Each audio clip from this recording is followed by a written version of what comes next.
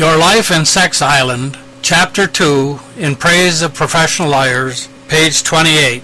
So there's this girl being raped on Pennsylvania Avenue by a man. I know that by a man is redundant, but I didn't want you to think that this was some sort of analog, allegory, or anti-homo harangue. And the pair on the ground, in the street more exactly, is surrounded by a mixed crowd. The scene is truly alarming to me and confusing to me. Some people are cheering the man. Some women are screaming and trying to aid the woman. Goddamn feminazis. A bunch of guys are trying to get at the scene and pull the rapist off. Goddamn liberals. And as we get closer, we see that a ring of military officers has surrounded the pair on the ground and are preventing anyone from getting at the pair. The military officers are saying, "No, let him finish what he started, and the surge is working. Let's not cut and run. We cannot quit until we achieve victory. The consequences of not finishing the job are too horrible to contemplate. Quitting now is the same as surrendering. Only cowards quit under pressure." So the man, possibly because of all the attention, can't seem to come. Ejaculate for you purists. So the rape goes on and on, into the night and into the dawn until noon the next day. The cops come, not ejaculate, but seeing all the military officers who outrank them, the cops go, not pee. The crowd too has dissipated. Even something as horrible as rape cannot keep the people from their daily appointed rounds any more than can sleet or snow.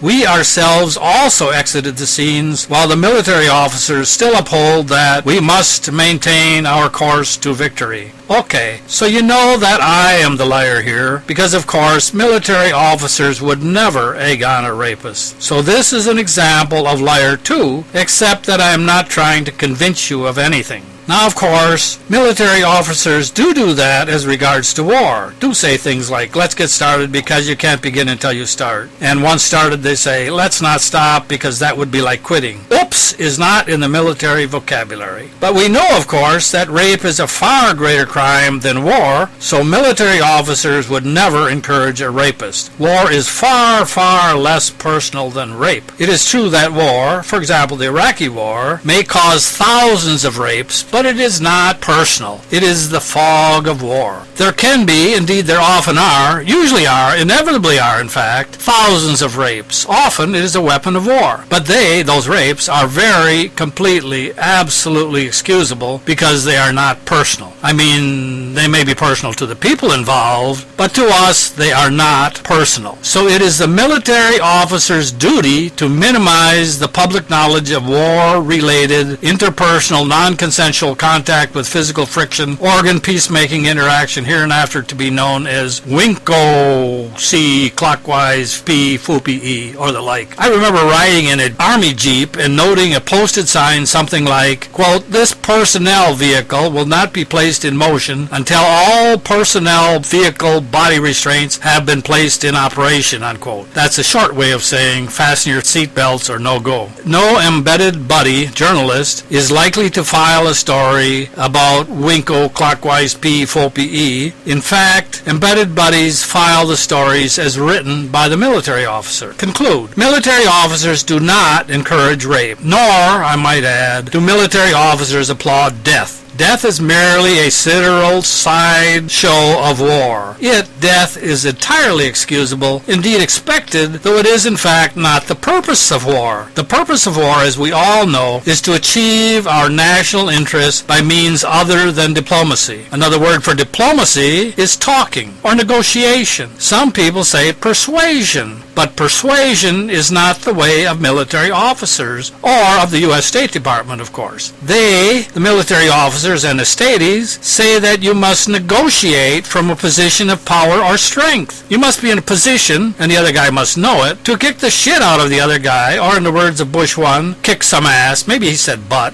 it's not important. Something that he never did in real life. He had his hired hands to do it. Then, diplomacy is telling the other guy what he is going to do, and he better like it, and he goddamn well better do it with a smile to show that he appreciates our values. If someone one doesn't share our values, it is obviously silly to talk to them. What, I ask, rhetorically, is the sense of requesting someone to give up their oil, for example only, their land for discussion purposes only, or for them to have a regime change, in other words, asking the person to whom we are speaking to basically kill themselves, suggested as a talking topic only? Clearly, talking or diplomacy is stupid. The only solution is to go to war. And naturally, a side effect of war is death. It is entirely excusable because it is unavoidable, although not intended. And if intended, not desired. And if desired, not loved. And if loved, not avoidable. Conclude. Military officers do not love death, nor, we might continue, do military officers applaud, in the case of Iraq, the displacement of refugees. Refugees, millions of refugees, are merely the unintended, though not surprising, consequence of war. Military officers do not deliberately go about creating refugees. They merely unintentionally create the conditions which make refugees unavoidable. In fact, given the opportunity, the military officers would encourage the refugees not to flee. They, the indigenous population, should remain in the line of fire and take the chance of being killed like brave men, women, and children instead of running like craven cowards. Eventually the shooting will stop, eventually there will be food, eventually there will be water, and eventually there will be peace. Not everywhere, of course, but once the buildings are destroyed, the infrastructure eliminated, the food gone, the water gone, and the population killed, there is little or no reason for the military officers to remain. They will move on to areas where there are other, more serviceable targets, other things to destroy, other people to be killed. These locations, known as target-rich areas, are highly desirable as target areas because weapon efficiency is maximized. That is, more valuables can be reduced to rubble and more enemy operatives, sometimes known as bystanders, can be reduced to body count with the fewest stray destructive devices. More bang for the buck is the preferred expression among conservatives. Efficiently destroying active, usable infrastructure is more desirable than, quote, making the rubble bounce, unquote. Purchase the book now by clicking on the link in the description below.